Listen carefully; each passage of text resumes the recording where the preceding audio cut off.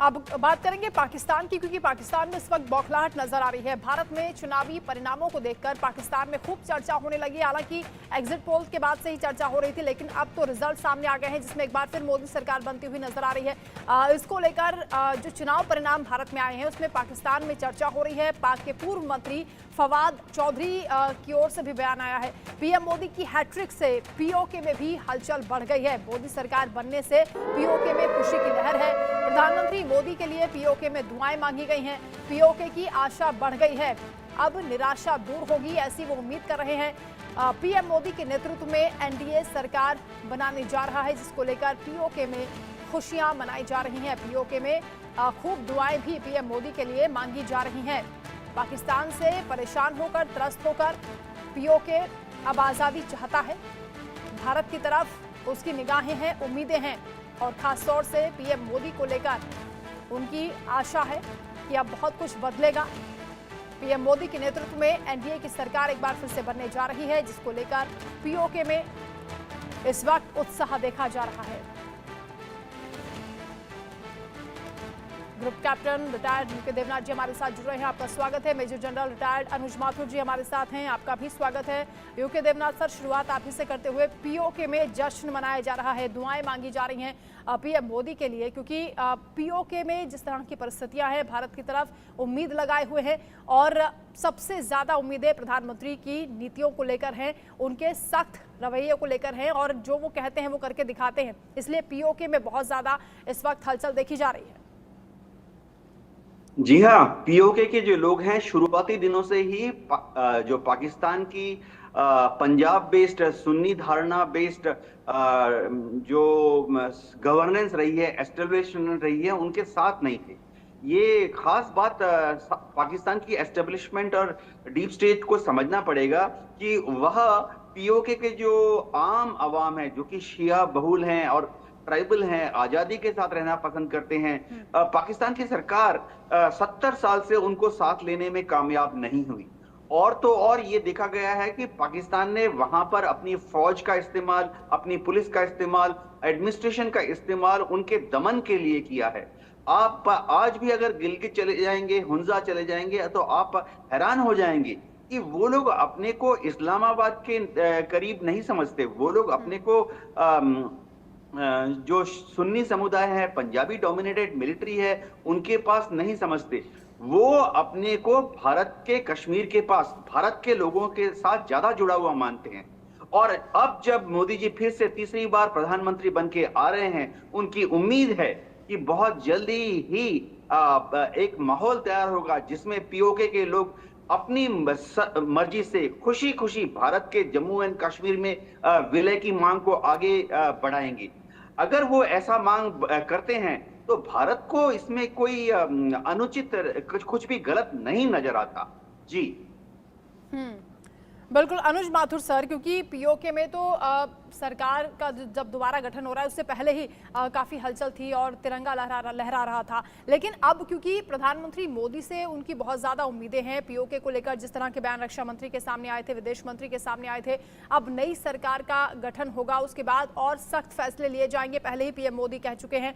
ऐसे में पीओके को अब आज़ादी मिलने वाली है, इसलिए प्रधानमंत्री मोदी के लिए दुआएं मांगी गई हैं।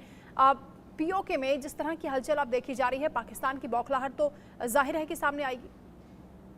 बिल्कुल बिल्कुल वंदना जी, आपको बिल्कुल साफ तौर पे हमको समझ लेना चाहिए। मैं आपके दर्शकों को बताना चाहता हूं कि पीओके को अगर आप मुझे एक वर्ड में, फ्रेज में समअप करने के लिए बोलें तो पाकिस्तान ने पीओके को टेकन फॉर ग्रांटेड कर लिया था। कभी भी पाकिस्तान के हुक्मरानों ने पीओके को एक अपना हिस्सा नहीं माना। ये अभी उभर के सामने आ रहा है। कुछ दिन पहले आपके साथ ही हम लोग बातचीत कर रहे थे तो उस स्टेटमेंट की जहां उन्होंने कहा कि लीगली वो हमारा हिस्सा नहीं है, और उधर उन्होंने दमन से उनको कंट्रोल करने की कोशिश करी।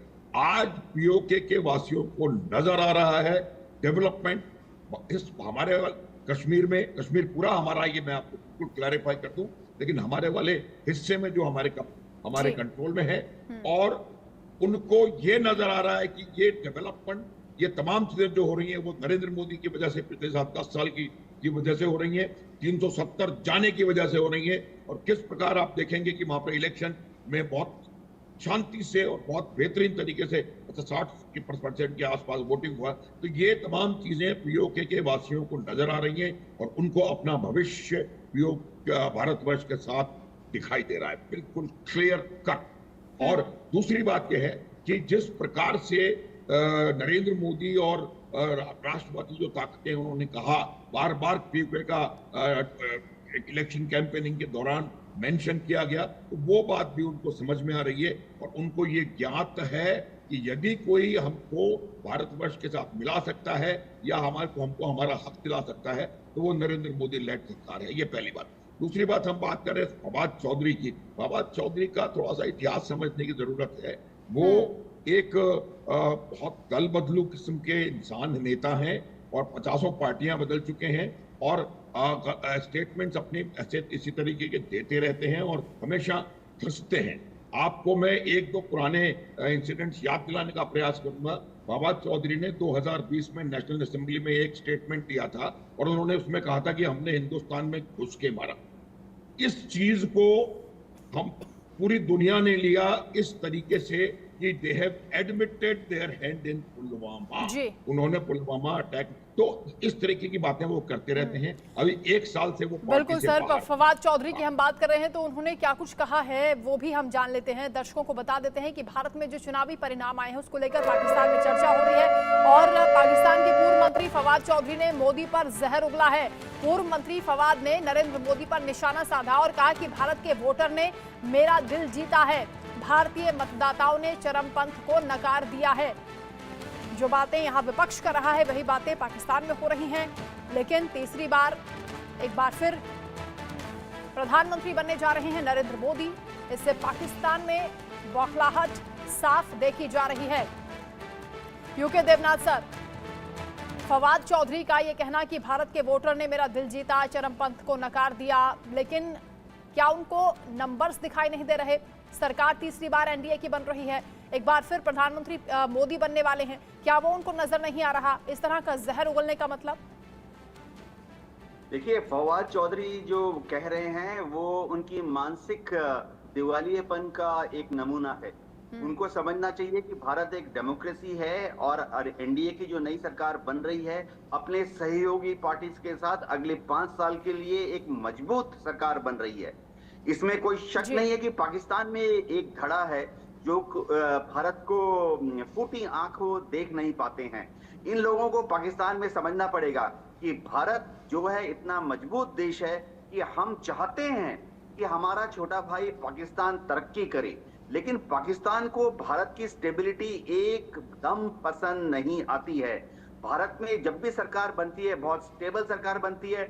10 साल से एक मजबूत सरकार बनी है जो कि भारत को कहां प्रगति की ऊंचाइयों पर ले जा रहा है। अगले 5 साल में भी मोदी जी के नेतृत्व में जो सरकार बन रही है ये बहुत मजबूती से देश को, भारत को विश्व के पटल में आगे ले जाएगी। उसकी शुरुआत फिर से शुरू हो चुकी है। अभी 8 तारीख को 9 तारीख को जो सरकार बनेगी जिसमें कि सहयोगी दल भी ज्वाइन करेंगे, आप देखना कि किस तरह से सहयोगी दल जो हैं मोदी जी के साथ मिलकर कदम से कदम आगे बढ़ाएंगे। इसकी एक बहुत बड़ी वजह यह है कि हर भारतवासी के दिल में यह तमन्ना है कि भारत आगे बढ़े, मोदी जी के नेतृत्व में आगे बढ़े। जी बिल्कुल, और पाकिस्तान में जिस तरह की बातें मीडिया में भी हो रही थी वो नहीं चाहते थे कि एक बार फिर से प्रधानमंत्री नरेंद्र मोदी बने, क्योंकि अपने सख्त फैसलों को लेकर जाने जाते हैं। अनुज सर, पाकिस्तान में जाहिर है कि प्रधानमंत्री मोदी उनकी आंखों में खटकते हैं और पीओके को लेकर खासतौर से जितना कड़ा फैसला लेने की बात कही जा रही है, पीओके में जिस तरह की हलचल है उससे ये बौखलाहट साफ दिखाई भी देती है। लेकिन पाकिस्तान को अब ये बात एक्सेप्ट करनी होगी कि जिनसे वो भाग रहे थे या जिनसे वो डर रहे थे वो डर उनका कायम रहेगा। हाँ बिल्कुल वंदना, देखिए एक तो मैं पहली बात ये क्लियर कर दूं कि सरकार बिल्कुल स्थिर है। ये एक प्री पोल अलायंस था एनडीए, बाद में नहीं बना है, कोई मैरिज ऑफ कन्वीनियंस नहीं है और तमाम जो दल थे वो भारत की पॉलिसीज पर एक मत थे, इसीलिए वो लोग इकट्ठे थे। तो ये बात आप मान लें कि जो नरेंद्र मोदी की तीसरी सरकार बन रही है उसमें भारत की फॉरेन पॉलिसी, भारत की डिफेंस पॉलिसी, भारत की फाइनेंस पॉलिसी में कोई अंतर आने वाला नहीं है। बात संख्या एक। दूसरी बात यह है कि ये जो मिलीजुली सरकार होती है उसमें जो पुल्स एंड पुशेस मेरे हिसाब से होते हैं वो कुछ डोमेस्टिक इश्यूज को लेकर के, कुछ लोकल इश्यूज को लेकर के हो सकते हैं, लेकिन हमारी पाकिस्तान की पॉलिसी साफ रहने वाली है, हमारी पीओके की पॉलिसी साफ रहने वाली है और ये चीज पाकिस्तान को नजर आ रही है। खास करके फवाद चौधरी के बारे में मैं आपको बता रहा था, वो एक किस्म के एक साल से बाहर हैं और उनको अपने आप को लाइमलाइट में लाने का एक तरीका ये मिलता है कि वो समय समय पर इस प्रकार के स्टेटमेंट्स देते रहें। आप देखिए उन्होंने राहुल गांधी के लिए भी कुछ महीने, 1 महीने 1.5 महीने पहले कहा था कि राहुल गांधी एक और दिलचस्प बात है जो उन्होंने पोस्ट की है जिसमें ये कहा गया है कि भारत बहुसंख्यकवाद की ओर बढ़ रहा है। मोदी के नेतृत्व में वो चाहते हैं कि राहुल गांधी प्रधानमंत्री बन जाएं या जो मोदी को हटाना चाहते हैं अरविंद केजरीवाल हो, ममता बनर्जी हो, उनमें से कोई प्रधानमंत्री बन जाए, लेकिन मोदी पड़ोसियों के लिए अच्छे नहीं हैं, ये कहना है उनका। वो भी ये बड़ी हास्यास्पद बात हो जाती है जो कहते हैं कि बहुसंख्यकवाद हिंदुस्तान में है जबकि पाकिस्तान में अल्पसंख्यकों के साथ जो होता है, जो बर्बरता होती है, वो सबके सामने है। बिल्कुल बिल्कुल। देखिए ये एक और इंसिडेंट था, 2019 की बात है, तो सुषमा स्वराज ने उनसे, जब ये वहां पर मंत्री थे तब सुषमा स्वराज ने वहां 2 कन्वर्जन हुए थे, उसके बारे में रिपोर्ट तलब करी थी, तो इन्होंने कहा था कि आप अपने इंटरनल मैटर्स में देखो और हमारे में घुसने की जरूरत नहीं है। ये बहुत पुरानी इनकी आदत है फवाद चौधरी की, हमारे पॉलिटिक्स में, हमारे इंटरनल अफेयर्स में अड़ंगा डालने की। बहुसंख्यकवाद कभी भारतवर्ष से हटा नहीं है, सदैव से बहुसंख्यकवाद में हम रहे हैं, इसमें कोई शक नहीं होना चाहिए। एक बात बताता हूं मैं आपको कि देखिए कोई भी देश अपना पड़ोसी बहुत शक्तिशाली नहीं चाहता और पाकिस्तान की आवाम को ये नजर आ रहा है कि नरेंद्र मोदी के नेतृत्व में लगातार भारत सशक्त होता जा रहा है। ये नेता कुछ भी कहे लेकिन पाकिस्तान की आवाम बेहतर जानती है कि हिंदुस्तान में जिस तरह का विकास हुआ है उसके लिए नरेंद्र मोदी जिम्मेदार हैं और वो चाहते हैं कि पाकिस्तान भी भारत के नक्शे कदम पर चले, कुछ तो सीखे। एक और बड़ी जानकारी मिल रही है, दरअसल पाकिस्तान के पूर्व विदेश मंत्री उमर कुरैशी का पोस्ट भी सामने आ चुका है। लोकसभा चुनाव के नतीजों को लेकर कुरैशी ने भी जहर उगला है। पूर्ण बहुमत की सरकार नहीं बनने पर मोदी को झटका लगा, भारत के मुस्लिम आज राहत की सांस ले रहे हैं, ये कहना है पूर्व मंत्री का। इसके अलावा फवाद चौधरी के साथ साथ शहबाज शरीफ की पिछली सरकार में विदेश मंत्री रहे उमर आर कुरैशी ने भी ये प्रतिक्रिया दी है जो हम आपको दिखा रहे हैं। कुरैशी ने एक्स पर लिखा है कि भारत के मुसलमान आज सामूहिक रूप से राहत की सांस ले रहे होंगे। उन्होंने लिखा कि 350 से एक भी कम सीट बीजेपी के लिए बड़े झटके के रूप में देखी जाएगी। अगर मोदी तीसरी बार सरकार बनाते हैं तो ये उनकी अब तक की सबसे कमजोर सरकार होगी। क्योंकि देवनाथ सर सरकार को कमजोर कहकर क्या साबित करना चाहते हैं, क्या उम्मीद कर रहे हैं कि आने वाले वक्त में उनके लिए कोई अच्छी खबर आ जाएगी? देखिए मैं सिर्फ ये दुआ करता हूं कि भगवान अल्लाह पाकिस्तान के इन छोटे छोटे नेताओं जिनके की दिमाग का साइज बहुत छोटा है उनको कुछ अकल दे। इनको पता होना चाहिए कि भारत में अल्पसंख्यक हमेशा अग्रणी रहे हैं। इनको पता होना चाहिए कि आजादी के बाद से ही भारत में हमारे अल्पसंख्यक भाइयों ने, मुसलमान भाइयों ने देश में कितना बड़ा योगदान दिया है। भारत में हम लोग राष्ट्रपति, उपराष्ट्रपति, अलग अलग स्टेट्स के chief ministers, governors, central government में इंपॉर्टेंट मिनिस्ट्रियल पोर्टफोलियो सब हमने अल्पसंख्यकों को दिया है और उन्होंने ना बड़ा उसमें योगदान दिया है भारत की उन्नति में। मैं एयरफोर्स में था 34 साल, फाइटर पायलट था और मुझे गर्व है कि आर्मी ने पाकिस्तान में नहीं होता है लेकिन हिंदुस्तान में होता है। हमारी आर्मी, नेवी और एयरफोर्स में बड़े बड़े पदों पर एयर मार्शल्स, एडमिरल्स, जनरल्स हमारे माइनॉरिटीज से आए हैं और उन्होंने हमारी फौज को कितना मजबूत बनाया हुआ है। तो मैं उम्मीद करता हूं कि पाकिस्तान के जो ये छुटभइये नेता हैं ये अनाप शनाप अनर्गल बातें नहीं करेंगे और देखेंगे कि भारत में हमने हर वर्ग के लोगों को कैसे एकजुट रखा हुआ है, साथ दिया है, उनको बराबरी का मौका दिया है।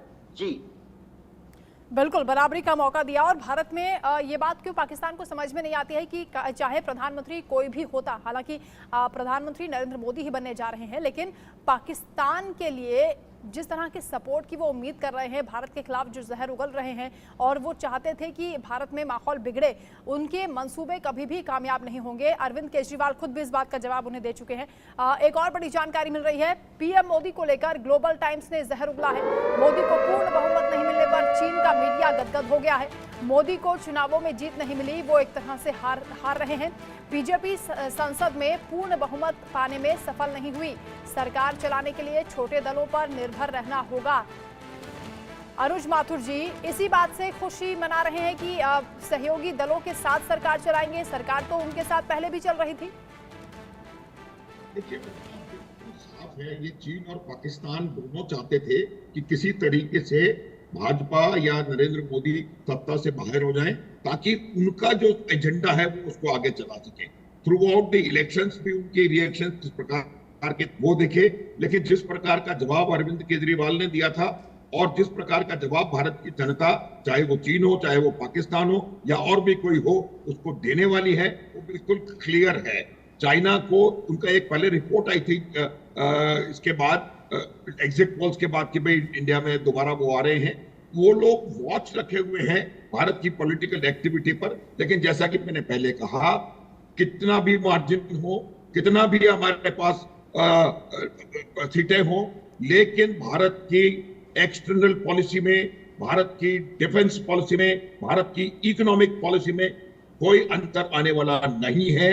तमाम लोग जो सरकार के साथ आज हैं, वो सब भारत की इन मेन पॉलिसीज का समर्थन करते हैं। और चाइना कितने भी खुशी मना ले, ग्लोबल टाइम्स कुछ भी लिख ले, मैं आपको एक बात बताता हूं वंदना, ग्लोबल टाइम्स का और चाइना का एक तरीका है कि वो एक साइकोलॉजिकल वॉरफेयर को एक बहुत बड़े हथियार की तरह प्रयोग में लाते हैं। और ये ओवरऑल उनका तरीका है कि वो कहीं ना कहीं किसी न किसी प्रकार से अपने एडवर्सरीज को डाउन कर दिखाएं, और अगर किसी प्रकार से वो उसके मोराल पे डेंट लगा सकते हैं तो लगाने की कोशिश करें। और ये एक छोटा सा प्रयास ग्लोबल टाइम्स का है, जो कि एक कोने में अननोटिस चला जाएगा। वंदना, आप इस बात को ध्यान रखिए। और ये निश्चित रूप से आप मान लें कि भारत एक और सशक्त डेमोक्रेसी बन के उभरा है।